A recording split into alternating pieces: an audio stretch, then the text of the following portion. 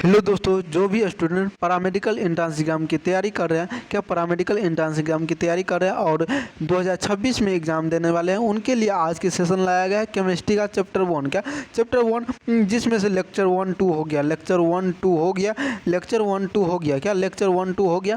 अभी तक आप सभी नहीं देखे हैं तो जाके देखिए। आज लेक्चर 3 है। क्या लेक्चर 3 है जिसमें पढ़ने वाले हैं थर्मोडायनामिक्स टॉपिक। क्या थर्मोडायनामिक्स टॉपिक, ये टॉपिक खत्म होते ही 30 to 50 क्वेश्चन इस चैप्टर से लाया जाएगा। हर चैप्टर से 50 to 100 क्वेश्चन लाया जाएगा। इस चैनल के माध्यम से 50 to 100 क्वेश्चन लाया जाएगा। अभी तक आप सभी इस चैनल से नहीं जुड़े हैं तो जुड़ जाइए। और आप सभी को बता दिया जाए, जो भी स्टूडेंट पैरामेडिकल चाहे वह झारखंड से हो, यूपी से हो, बिहार से हो, कहीं से हो और पैरामेडिकल एंट्रेंस एग्जाम की तैयारी कर रहे हैं, उनके लिए चैप्टर वाइज थ्योरी मिलेगी। टॉप 5000 क्वेश्चन मिलेगा। PYQ 5 वर्षों का मिलेगा और PDF मिलेगी टेलीग्राम ग्रुप में, और टेलीग्राम ग्रुप में क्यूज भी होगी। और कम्युनिटी पोस्ट पे अभी जो पोस्ट किया जाता है, क्वेश्चन दिया जाता है, आप सभी उसका आंसर देने की कोशिश करिएगा। तो आप सभी को ये अनुभव हो पाएगा कि जो आज क्लास किए उनसे हमको क्वेश्चन बन रहा है। Some basic of concept chemistry का ये जो फर्स्ट चैप्टर का नाम है, तो इनका क्वेश्चन चलिए देखते हैं। आज का जो टॉपिक है थर्मोडायनामिक्स, इनका थ्योरी डॉट क्लियर करते हैं और कॉन्सेप्ट भी समझते हैं। थर्मोडायनामिक्स क्या होती है, थर्मोडायनामिक्स क्यों पढ़ने पड़ती है, हमारे लाइफ में थर्मोडायनामिक्स का क्या यूज है, इन सारे मुद्दों पर आज की लेक्चर में बात करने वाले हैं। तो जो भी स्टूडेंट इस चैनल से जुड़ते हैं उनके लिए बेहतरीन हो सकते हैं। 2026 के लिए बिल्कुल फ्री में तैयारी कर सकते हैं। पिछले क्लासों में इससे ऊपर के जितने भी थे टॉपिक, उन सारे टॉपिकों पे चर्चा हो गई थी। आज की सेशन में, आज की लेक्चर में थर्ड है। आज की जो लेक्चर थर्ड है, इनमें थर्मोडायनामिक्स होगी। क्या थर्मोडायनामिक्स होगी, जो 2026 के लिए थर्मोडायनामिक्स से लगभग 2 से 3 क्वेश्चन आएगी। क्या 2 से 3 क्वेश्चन आएगी, इस पे 100 क्वेश्चन होगा। क्या थर्मोडायनामिक्स का एक चैप्टर भी है। फिजिक्स में हीट थर्मोडायनामिक्स है, केमिस्ट्री में सिर्फ थर्मोडायनामिक है। तो दोनों में बारीकी से पढ़ेंगे। क्या दोनों में बारीकी से पढ़ेंगे। फिजिक्स का अलग से पढ़ेंगे, केमिस्ट्री का अलग से पढ़ेंगे। अगर आप सभी फिजिक्स, केमिस्ट्री, बायो, मैथ एवं GK GS ये सारे पैरामेडिकल एंट्रेंस एग्जाम में बिहार के बारे में पूछा जाता है, बिहार में और यूपी में भी पूछा जाता है, झारखंड में भी पूछा जाता है। तो आपके स्टेट में कौन सा सब्जेक्ट, कौन सा पूछा जाता है पैरामेडिकल का, वह सारे लेक्चर करिएगा। तो ऊष्मागतिकी क्या होती है, ये इसमें ऊष्मा का रूपांतरण के संबंधित जानकारी प्राप्त करना पड़ता है। ऊष्मागतिकी में क्या ऊष्मा का और उसके रूपांतरण, मतलब कि ऊष्मा जो होती है अपना रूप कैसे बदलती है, क्या ऊष्मा अपना रूप कैसे बदलती है, उनके बारे में अध्ययन करना पड़ता है ऊष्मागतिकी में। जैसे अगर हम पानी को हीट करते हैं, ये तो क्या होती है, ऊष्मा बन के उड़ जाता है। क्या पानी ऊष्मा बन के उड़ जाता है। तो पानी जो होती है वो ऊष्मा बन के उड़ा, तो ये रूपांतरण हुआ, क्या बदला, एक रूप से दूसरे रूप में बदला। ऊष्मागतिकी के कुछ नियमें होती हैं, जैसे फर्स्ट लॉ, सेकेंड लॉ और थर्ड लॉ, तृतीय नियम। तो फर्स्ट नियम कहता है ऊर्जा संरक्षण पे सिद्धांत पे निर्धारित है। ऊर्जा संरक्षण सिद्धांत क्या होता है, law of conservation of energy क्या होता है, आप सभी को पता होगा। क्या आप सभी को पता होगा? अगर नहीं पता है तो आगे 10 आने वाले हैं ऊर्जा संरक्षण सिद्धांत, उनमें पूरे डिटेल से जानेंगे। लेकिन अभी आप सभी को यह जानना है ऊष्मागतिकी के 3 नियम में होती है। प्रथम नियम कहता है कि ऊर्जा संरक्षण पर निर्धारित होती है। दूसरा जो नियम होते हैं जो एंट्रोपी की अवधारणा पर संबंधित होती है। क्या एंट्रोपी के अवधारणा पे संबंधित होती है, मतलब एंट्रोपी पे संबंधित रहती है। और तृतीय जो नियम वो होती है, यह बताता है कि पूर्ण शून्य, एब्सोल्यूट जीरो तापमान पर एंट्रोपी शून्य होती है। क्या शून्य तापमान पर एंट्रोपी का मान क्या होता है, एंट्रोपी का मान शून्य होती है। एंट्रोपी का मान क्या होता है, पूर्ण शून्य, मतलब कि एब्सोल्यूट जीरो तापमान पे पूर्ण शून्य तापमान पर एंट्रोपी का जो मान होती है ना, एंट्रोपी का मान वो शून्य होती है। ये तृतीय नियम के अनुसार होती है, ऊष्मागतिकी के तृतीय नियम। आप सभी को क्लास कैसा लग रहा है, आप सभी कमेंट करके बताइएगा। जल्द ही आप सभी को इस चैनल के माध्यम से पूरी डिटेल में जैसे अभी चल रहा है उसी तरह से लगभग और अच्छा से चलने वाले हैं। तो आप सभी जुड़े रहिएगा, लास्ट तक बने रहिएगा। 2026 में जो एग्ज़ाम होने वाले हैं BSc नर्सिंग और पैरामेडिकल, ये क्लास जो आप सभी को डेली 1:15 में चलती हैं, तो 1:15 में आप सभी जुड़ने का कोशिश करिए। और BSc नर्सिंग आपके दोस्त भाई बहन जो भी हैं BSc नर्सिंग का तैयारी कर रहे हैं, उनको बोलिए 7:15 में जुड़ने का इस चैनल से। 7:15 सुबह, ये दोपहर।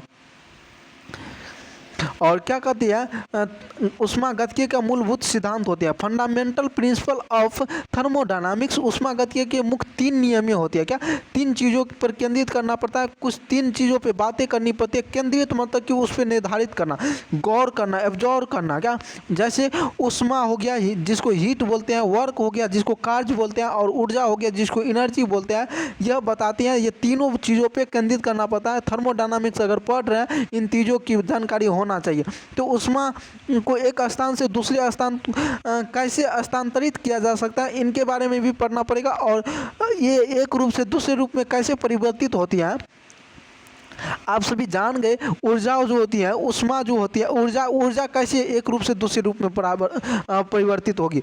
जैसे हम किसी को धक्का दे रहे हैं तो मेरे अंदर जो एनर्जी था वो किस पे जा रहा है, किसी वो ऑब्जेक्ट पे जा रहा है, तो ये क्या हुआ, ऊर्जा का रूपांतरण हुआ। ऊर्जा जो है मेरे अंदर जो था उस वर्क पे गया, उस काम पे गया, कि उस वस्तु पे गया, कि वो आगे तक पहुंचा, क्या वो आगे तक पहुंचा। यह इस तरह से आप सभी को समझाया जाएगा ना कि आप सभी को लगेगा कि हाँ ये जो क्लास जो है ना मेरे लिए सटीक और सही है। तो अगला टॉपिक क्या है, ऊष्मागतिकी के नियम, क्या थर्मोडायनामिक सिस्टम, क्या थर्मोडायनामिक सिस्टम जिसको निकाय बोलते हैं, नियम नहीं सॉरी निकाय, निकाय को क्या बोलते हैं सिस्टम, और थर्मोडायनामिक मतलब क्या होता है ऊष्मागतिकीय। तो ऊष्मागतिकीय में हम किसी वस्तु या क्षेत्रफल के निकाय, क्षेत्र के निकाय सिस्टम को मानते हैं। क्या ऊष्मागतिकी किसी वस्तु या क्षेत्र के निकाय को मानते हैं, वस्तु या क्षेत्र का जो सिस्टम होती है उनको मानते हैं, जिसका अध्ययन किया जा सकता है और उनको चारों ओर से हिस्सों में परिवेश होते हैं करते हैं। आप सभी को पता होगा थर्मोडायनामिक्स कैसे उत्पन्न होती है, यानी कि थर्मोडायनामिक्स हमको खुला वस्तु में कैसा उत्पन्न होगी, और खुला वस्तु बंद कमरा में कैसे थर्मोडायनामिक का यूज होगा। इस तरह से खुला, बंद एवं विलगित निकाय होती हैं, उन सारे बातों पे अभी चर्चा करेंगे। थर्मोडायनामिक अभी जो ऊपर में पढ़े अध्ययन किया जा सकता है उनके चारों ओर के हिस्सों का परिवेश मतलब सराउंडिंग, जिसको सराउंडिंग मतलब बोलते हैं कि वो पूरा पैक हो जाना, सराउंडिंग मतलब पूरा पैक हो जाना। खुला निकाय क्या होता है, ओपन सिस्टम, खुला निकाय ओपन सिस्टम, यह एक खुला वस्तु है, जैसे कि कोई जो डब्बा है उनको अगर हम खुला छोड़ देंगे तो उनमें क्या क्या होगी वो चलिए जानते हैं। ऐसे निकाय जो अपने परिवेश के साथ, अपने सराउंडिंग के साथ ऊर्जा एवं द्रव्यमान दोनों आदान प्रदान हो, ऊर्जा और द्रव्यमान दोनों का आदान प्रदान हो। द्रव्यमान मतलब कि उसमें कुछ वेट आ जाए, यानी कि उसमें और कुछ डाला जाए, ऊर्जा भी रूपांतरण होगा, आदान प्रदान होगी। जैसे कि एक खुला बीकर में, एक खुला बीकर है, एक खुला डब्बा है जिसमें हम पानी उबाल रहे हैं, क्या पानी को उबाल रहे हैं, हीट दे रहे हैं, पानी को क्या दे रहे हैं, हीट दे रहे हैं, और इसमें उष्मा के तौर पे भाप ऊपर आता है, क्या भाप ऊपर आता है। जो भाप ऊपर आया उनको क्या बोलते हैं, द्रव्यमान। क्या उसका तो कुछ वेट होता है ना, अगर भाप को रोक के रखेगा और किसी में छान के पकड़िएगा तो उनका कुछ वेट निकलेगा, क्या दोनों बाहर आ जाती हैं, क्या भाप और उष्मा दोनों बाहर आ जाती है, उष्मा और भाप दोनों क्या हो जाती है, बाहर आ जाती है। वो खुला निकाय हो गया। और बंद निकाय क्लोज सिस्टम क्या होता है, यह निकाय ऐसा होता है जिसमें केवल ऊर्जा का आदान प्रदान होती है। क्या बंद निकाय में जो होती है ऊर्जा का आदान प्रदान होती है, लेकिन द्रव्यमान नहीं कुछ होते हैं, द्रव्यमान में कोई छेड़खानी नहीं होते हैं, नहीं बदलाव होती है। तो उदाहरण के लिए अगर देखा जाए, अगर किसी बीकर को हम पानी रख दिए बीकर में और पानी को गर्म करते हैं, क्या पानी को गर्म करते हैं तो वह वाष्प बनता है, और नीचे ऊपर जो ढक्कन से ढक देते हैं उनके कारण वाष्प तो बाहर जा रही है, यानी कि कहीं पे जो खुला रहेगा उनसे तो वाष्प बाहर जाएगा, लेकिन उनके अंदर का जो भाप रहेगा वो अंदर में ही रह जाएगा, क्या अंदर में ही रह जाएगा, जिनके कारण ये बंद निकाय वो हो गया। और विलिंगत निकाय क्या होता है, विलिंगत निकाय जिसको सोलेटेड सिस्टम बोलते हैं, क्या सोलेटेड सिस्टम बोलते हैं। यह एक ऐसा निकाय होता है जो परिवेश के साथ ना तो ऊर्जा का रूपांतर होता है, ना ही द्रव्यमान का आयतन आदान प्रदान होती है, ना ही ऊर्जा और ना ही द्रव्यमान, दोनों में से किसी का अलग भेदभाव नहीं होगा, क्या आदान प्रदान नहीं होगा। वो क्या कहलाएगा, विलगित निकाय कहलाएगा, क्या विलगित निकाय सोलेटेड सिस्टम। और इसको देखा जाए, उदाहरण के लिए देखा जाए तो आप सभी एक बोतल में पानी पीते हैं, उनका बोतल का नाम है थर्मस। क्या? थर्मस, जिसको जो पूरा पैक रहता है। क्या? पूरा पैक रहती है। इनमें ना तो हीट का इसमें कुछ नहीं चेंज होता है। अगर पानी को जिस अवस्था में रखिएगा उसी अवस्था में रहेगा, ठंडा में रखेगा तो ठंडा में रहेगा, गर्म को रखेगा तो गर्म में ही रहेगा। इस तरह से अगला टॉपिक का नाम है ऊष्मागतिकीय के नियम, लॉ ऑफ थर्मोडायनामिक्स। ये जो नियम ऊष्मागतिकीय के आधार पर और ऊर्जा को व्यवहार को नियंत्रित करने के लिए ये नियम ये है। तो पहला नियम का नाम है शून्य, दूसरा नियम का नाम है प्रथम, और तीसरा नियम का नाम है द्वितीय, और चौथा नाम का है द्वितीय नियम, तृतीय नियम। तो पहला जो होती है शून्य नियम, जीरोथ लॉ। पहला क्या? Zeroth law. एक सेकेंड। पहला जो आपके सामने है जीरोथ लॉ, इनके बारे में जानकारी प्राप्त करते हैं। जीरोथ लॉ कहता है निकाय ऊष्मा को साम्यावस्था, मतलब थर्मल इक्विलिब्रियम की अवधारणा को बताता है। क्या? थर्मल इक्विलिब्रियम की अवधारणा को कौन बताता है? ऊष्मा का निकाय। क्या? ऊष्मा का जो निकाय होते हैं जिसको थर्मल इक्विलिब्रियम बोलते हैं, इनकी अवधारणा के बारे में शून्य नियम बताता है। जिसका जैसे कि अगर नियम देखा जाए, दो निकाय ए और बी लेते हैं और तीसरे निकाय सी लेते हैं। दो निकाय हैं, दो डब्बा हैं और तीसरे डब्बा सी ले लिए, तो अलग अलग ऊष्मा की समय व्यवस्था में होती है। यानी कि तीनों तो अलग अलग होगा, किसी में कम होगा, किसी में ज़्यादा होगा, किसी में हद से ज़्यादा ठंडा होगा, गर्म होगा है। तो वह आपस में अगर ऊष्मा का समव्यवस्था में होंगे, अगर आपस में मिला देंगे तो एक इक्वल व्यवस्था में आ जाएगी। वो क्या कहलाता है? Zeroth law. और आगे देखा जाए, सरल शब्दों में समझे तो दो वस्तु किसी तीसरे वस्तु का तापमान पर हैं कि समान तापमान पे हैं। दो वस्तु और तीसरे वस्तु के समान तापमान पे हैं, आपस में भी समान तापमान पर होगी। क्या? जब आपस में तीनों मिल जाएगा तो आप समान तापमान हो जाएगा। यह तापमान को मापने का आधार है। जीरोथ लॉ तापमान को मापने का आधार है। और प्रथम नियम क्या कहता है? यह एक ऊर्जा संरक्षण का नियम है, जिसको लॉ ऑफ कंजर्वेशन कहते हैं। का एक ही रूप होता है। लॉ ऑफ कंजर्वेशन का एक ही रूप होता है। और यह निकाय कहती है कि आंतरिक ऊर्जा डेल्टा यू में परिवर्तन और निकाय की दी गई ऊष्मा क्यू को दर्शाते हैं, ऊष्मा को क्यू से दर्शाते हैं। और निकाय पर किए गए कार्य W। क्या? W Q और W के योग के बराबर, योग मतलब जोड़ के बराबर होता है। क्या? बराबर होता है, डेल्टा यू के बराबर होता है। तो यह क्या कहलाता है? प्रथम नियम कहलाता है। जैसे इसको सरल शब्दों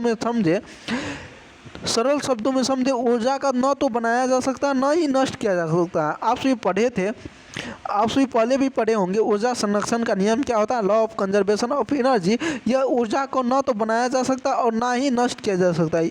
इसको केवल एक रूप से दूसरे रूप में परिवर्तित करते हैं, बदलते हैं। परिवर्तित मतलब बदलना। क्या? बदलना होती है। तो यह एक ऊर्जा का संरक्षण सिद्धांत हो गया, संरक्षण नियम हो गया, जो प्रथम नियम में जो होती है, प्रथम नियम में यूज होती है। आप सभी पहले भी पढ़े थे प्रथम नियम क्या होते हैं। लेकिन प्रथम नियम का फॉर्मूला क्या होता है? डेल्टा यू बराबर क्यू प्लस डब्लू। क्यू हो गया ऊष्मा, डब्लू हो गया वर्क।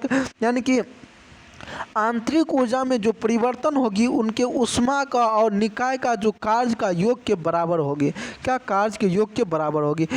सरल शब्दों में समझ गए, ऊर्जा तो न बनाया जा सकता न ही नष्ट किया जा सकता है, केवल एक रूप से दूसरे रूप में बदला जा सकता है। तो द्वितीय नियम क्या कहते हैं? Second law. यह निकाय की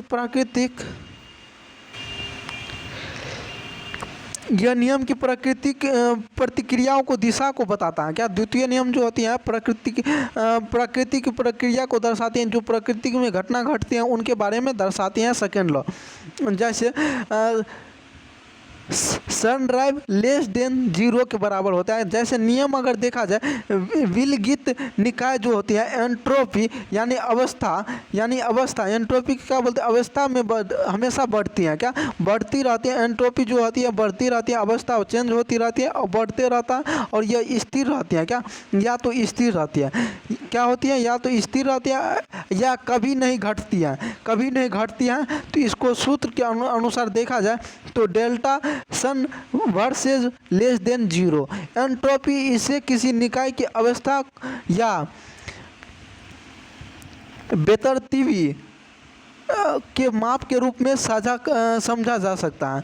अगर इसको सरल शब्दों में, सेकेंड लॉ को सरल शब्दों में समझे तो शब्द को उष्मा हमेशा गर्म वस्तु से ठंडी वस्तु में ट्रांसफ़र होती है। क्या उष्मा जो होती है गर्म से ठंडा होने के लिए ट्रांसफ़र होती रहती है। जैसे अगर पानी को गर्म करके छोड़ देंगे तो वह ठंडा हो जाएगा, लेकिन ठंडा पानी को गर्म कैसे हो सकता है? नहीं हो सकता। बहुत देर के बाद अगर हीट बहुत ज़्यादा रहता है, यानी कि सन का जो होती है ज़्यादा उष्मा रहती है, तब पानी हीट हो सकती है। अगर खुला वस्तु को खुला जगह पे पानी को छोड़ दिया जाए गर्म होकर के तो वो ठंडा हो जाती है। आप सभी जानते हैं, अगर चाय ही बनाते हैं तो कुछ देर के बाद ठंडा हो जाती है।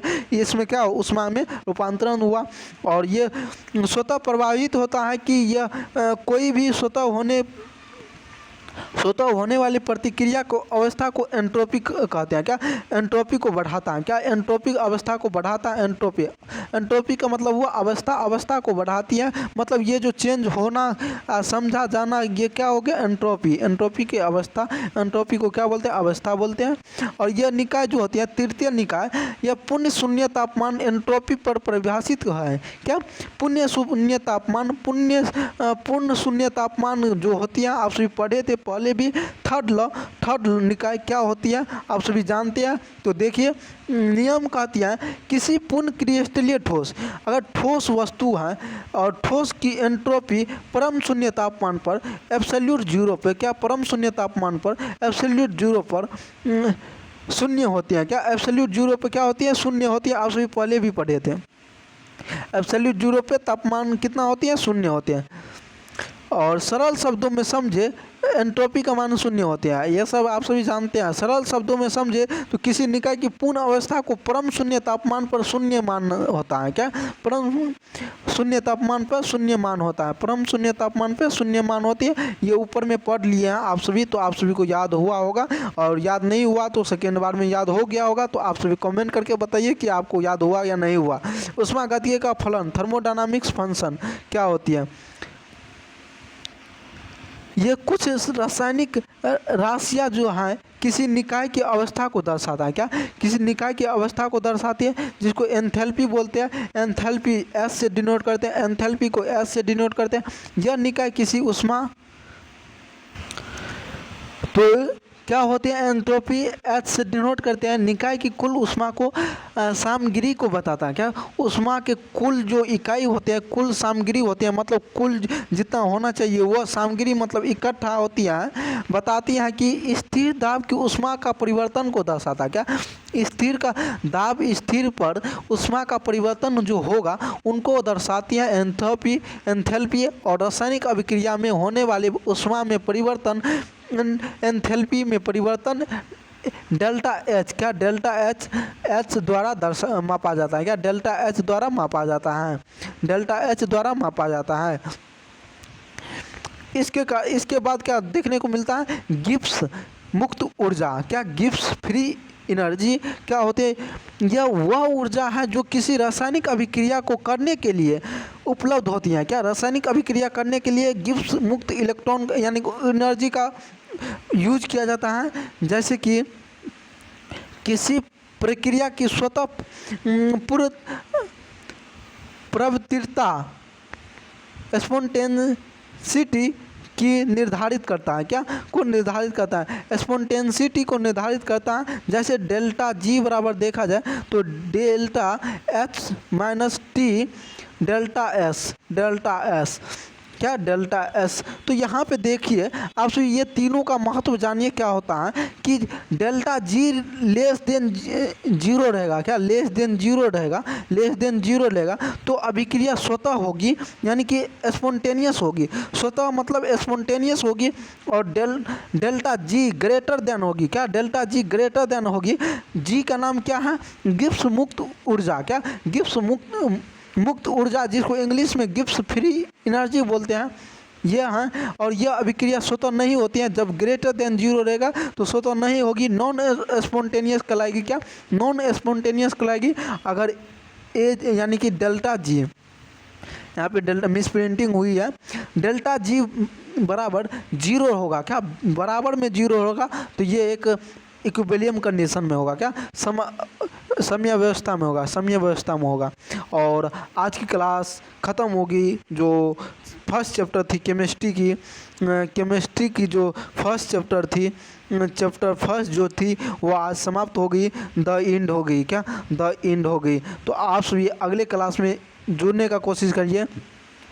जुड़ने की कोशिश क्या चीज़ करना है कि टॉप 30 to 50 क्वेश्चन, 100 क्वेश्चन इस हर वह चैप्टर से करने का कोशिश कीजिए, और हर वह चैप्टर से करते हैं तो आपके लिए बेहतरीन हो सकती है। तो आज की क्लास यहीं पे समाप्त करते हैं। अगली क्लास में आएंगे तो नेक्स्ट चैप्टर के साथ, नेक्स्ट क्लास के साथ आप सभी के साथ मुलाकात होगी। तो आप सभी बने रहिएगा इस चैनल के माध्यम से, और जल्दी टॉप 30-50 क्वेश्चन करवाया जाएगा। इनके बाद न्यू क्लास करवाया जाएगा बायो का, बायो के बाद मैथ, मैथ के बाद जीके जीएस, इस तरह से अल्टरनेट चलते रहेगा। तो जय हिंद।